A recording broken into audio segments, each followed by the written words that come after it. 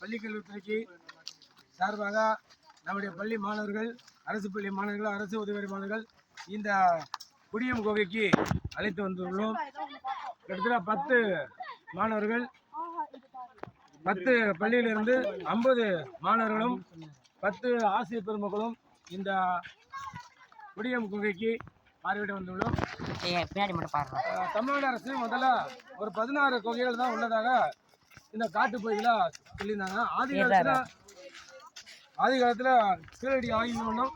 இப்போ திருப்பாச்சிபுரத்தில் பற்றப்பெரும்போது பகுதியிலையும் அகழ்வாராய்ச்சி நடைபெற்று கொண்டிருக்கிறது. இந்த வேளையில் பார்த்தீங்கன்னா நம்முடைய கூகுள் மேப்பில் நம்முடைய பள்ளியோட புத்தகத்தில் பார்த்தீங்கன்னா 16 குகைகள் ஆதி மனிதன் வாழ்ந்ததாக சொல்லப்படுகிறது. இல்லை, இது ஒரு ஆதி மனிதன் வாழ்ந்த இடத்த பாருங்க, அதோடைய சிம்ம பாருங்க எவ்வளோ அழகாக வச்சிருக்கு பார்த்தீங்களா. 1963 64 தோண்டப்பட்டு இதுதான் சஞ்சய் அவங்க சொந்தக்காரர்கள் பழங்கால மனிதர்கள் வாழ்ந்த இருப்பை ஆதாரமாக காட்டுகிறது. 2000 ஆண்டுகளுக்கு முன்னதாக வாழ்ந்த ஆதி மனிதன் இன இயக்கத்தை வெளிப்படுத்தப்படுகிறது. இடத்தினுடைய லொகேஷன் ஆஃப் ஆர்காலஜி. இதில் என்ன பார்த்தீங்கன்னா நம்ம ஆப்பிரிக்கா கண்டதான் ஆதி காலத்தில் மனிதன் வாழ்ந்துறாங்க சொன்னாங்க. அது மட்டும் இல்லாமல் இப்போ கீழடி ஆய்வு மன்றம் ஆய்வு, அடுத்து வந்து பற்றப்பெரும்பு பகுதியில் தொல்பியல் ஆராய்ச்சி நடந்துகிட்டு இருக்குது.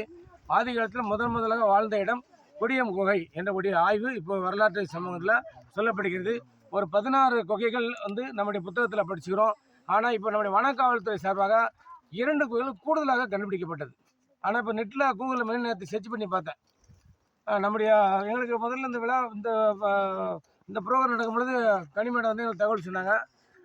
எவ்வளோ ஸ்டூடெண்ட்டு என்ன சொல்ல நானும் டீட்டெயில்ஸ் கிடச்சிக்கிட்டேன்.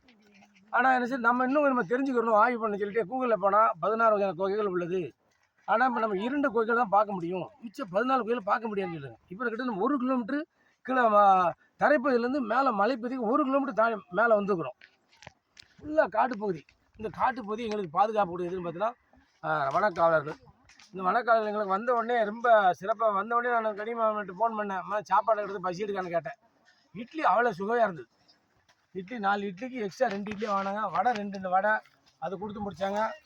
அடுத்து பார்த்தீங்கன்னா எல்லாத்துக்கும் பேக்கெல்லாம் வெயிட்டாக வேணாம், நீ கொண்டு வந்த பேக்கே 1 கிலோக்கு இருக்குது, எல்லாம் இறக்கி வச்சாங்க. துணிப்பை கொடுத்தாங்க, அழகான துணிப்பை. போதாது வெயில் அடிக்க முடிஞ்சதில் கேப் வேறு, கேப்பு, பென்சிலு, ஒரு நோட்டு, அந்த கூகுள் மேப் சார் ஐயா கொடுத்தாங்க. எல்லாத்துக்கும் ரொம்ப அருமையாக இருந்தது. அந்த குழந்தைங்களுக்கு நான் நினச்சிட்டேன், என் பசங்க நினச்சின்னா 500 ரூபாய்க்கு புது பேக் வாங்கிட்டு வந்துட்டான், ஷூ வேறு புது ஷூ வாங்கிட்டு வந்துட்டான்.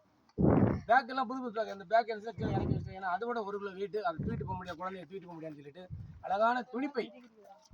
அடுத்து இன்னொன்று இன்ஸ்ட்ரக்ஷன் என்ன சொன்னாங்கன்னா, எங்கேயாவது பிளாஸ்டிக் போய் பயன்படுத்தக்கூடாது, தண்ணி இன்னும் ஏதாவதுங்கன்னா அந்த யூஸ் பண்ண பாட்டில் நீங்களே யூஸ் பண்ணிக்கோங்க அப்படின்னு சொல்லிட்டு ஒரு அருமையான இன்ஸ்ட்ரக்ஷனு. ஒரு ஆசிரியர், ஒரு அம்மா வந்து எப்படி குழந்தைகள்கிட்ட பழகிட்டாங்களோ எல்லாத்துக்கும் குழந்தைகளை பார்த்தீங்கன்னா போலீஸ்களை பார்த்து பயமாக இருக்கும், கொஞ்சம் இறங்கினா பயமாக தான் இருக்குது. ஆனால் இங்கே நண்பர்களை வந்தோடனே அவங்க பேச உடனே ரொம்ப அருமையாக இருக்குது.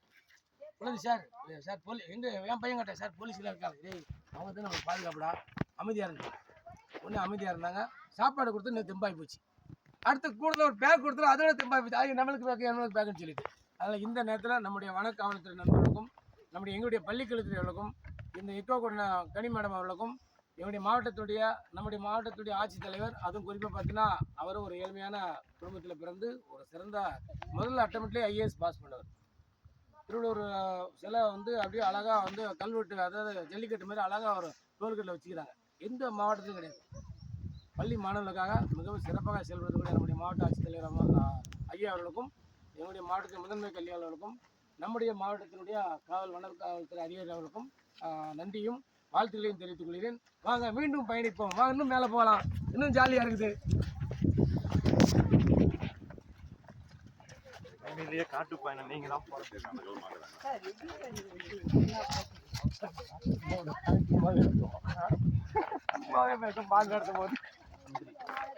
ஒண்ணுமே வேண்டாம்.